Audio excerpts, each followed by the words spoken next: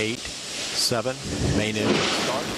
5, 4, 3, 2, 1, and liftoff of Space Shuttle Atlantis to assemble the framework for the science laboratories of tomorrow. Houston now controlling.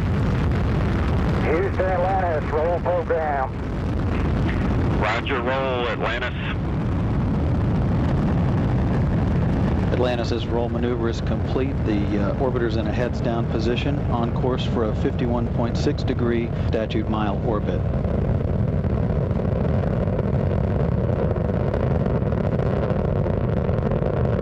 All systems in good shape. Engines throttling down as Atlantis prepares to maneuver through the area of maximum dynamic pressure on the vehicle in the lower atmosphere. Already 7 miles away from the Kennedy Space Center at an altitude of 5 miles.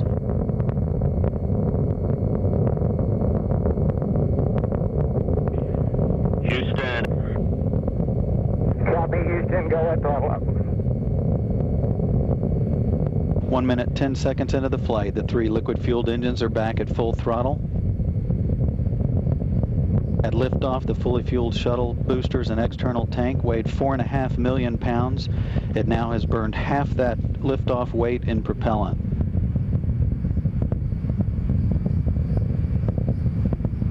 One minute, 30 seconds, all hydraulic systems in good shape. The electricity produces shape as Atlantis heads downrange, 18 miles from the Kennedy Space Center at an altitude of 18 miles.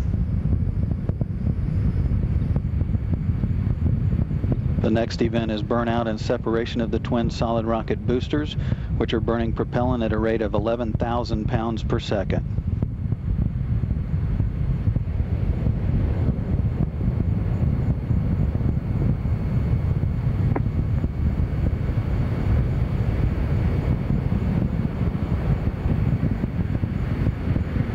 SRB separation is confirmed 2 minutes, 15 seconds into the flight.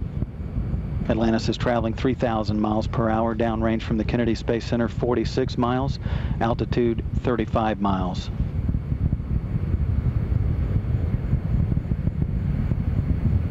Ignition of the twin orbital maneuvering system engines on the tail of the orbiter, providing an additional boost toward ascent and heading off toward the International Space Station. 2 minutes, 45 seconds into the flight.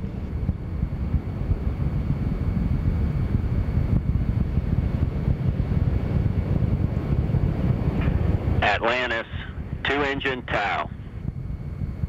Copy, 2-engine TOW. Atlantis can reach Zaragoza in Spain in the event of a single engine failure. However, all 3 engines are continuing to perform as expected. Hydraulic systems in excellent shape, as are the fuel cells producing the electricity. 20 seconds into the flight. Atlantis is 97 miles downrange at an altitude of 51 miles, traveling 6,000 miles per hour. Views from the external tank camera looking down the vehicle. Very quiet here in Mission Control as the flight control team continues to watch over all systems. Everything continuing to go very smoothly with Atlantis' voyage to the International Space Station. 3 minutes.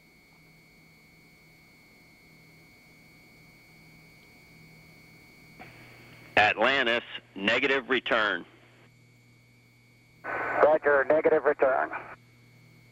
Atlantis can no longer return to the Kennedy Space Center in the event of an engine failure, but all 3 are continuing to perform well, as are the hydraulic systems and the electricity-producing fuel cells. 4 minutes, 20 seconds into the flight. Atlantis is 175 miles down, 82 miles, now traveling 8,000 miles per hour.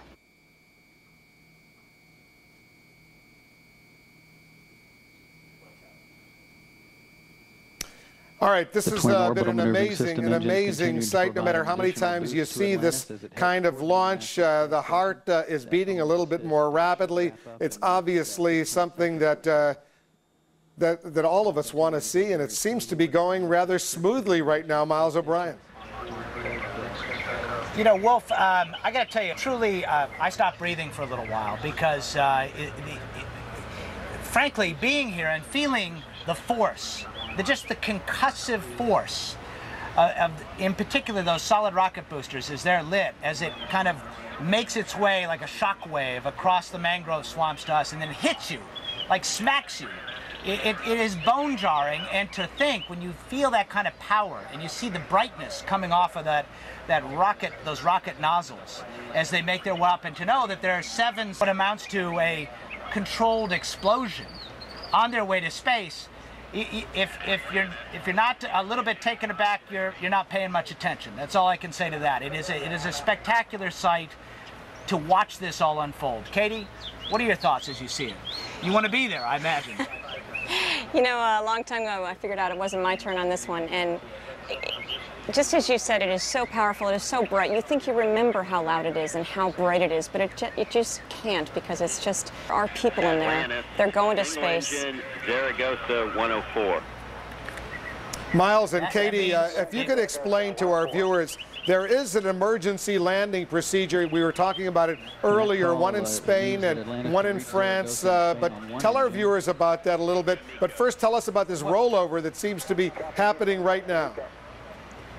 Yeah, well, it looks like a rollover, but it's actually just the angle of the sun, and you're seeing sort of the shadow passing there, but they are doing a roll there. Yeah, part of a good, healthy communication stream between the satellites or ground stations, they start off communicating to ground stations. As they get closer to space, they start communicating with satellites, and where the antennas are located has some of it to do with that.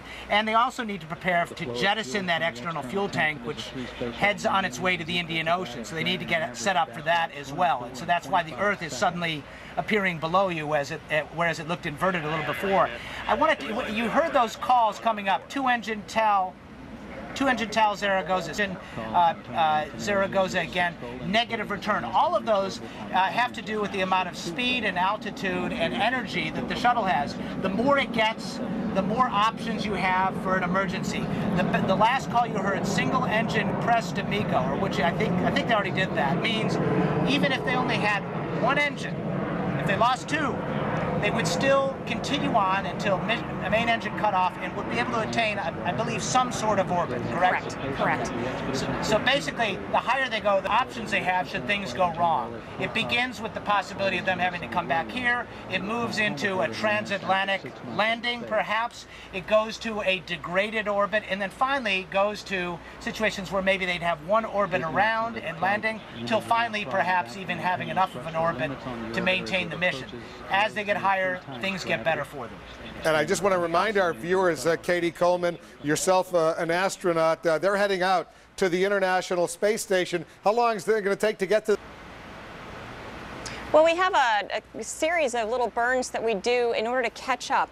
And basically, we're always boosting up to their orbit. It actually takes about 3 days to do the final main engine cutoff. You're going to watch that tank disappear. Matter of fact, if you could lose that banner right now, it'd be great. You could see that main engine go away. Lose the banner would be nice. And you'll see in just a second that whole separation there between the shuttle and the main engine.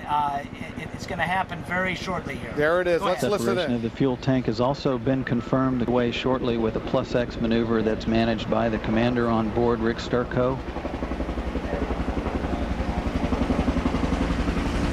Atlantis following away. You can see the thruster jets firing as the orbiter is being maneuvered for the handheld photography. Atlantis, Houston, we show a nominal MECO. OHMS 1 is not required.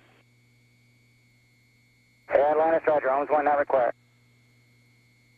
Mission specialist. What they're saying is they're still camera with a 400. They're saying there that essentially the main engine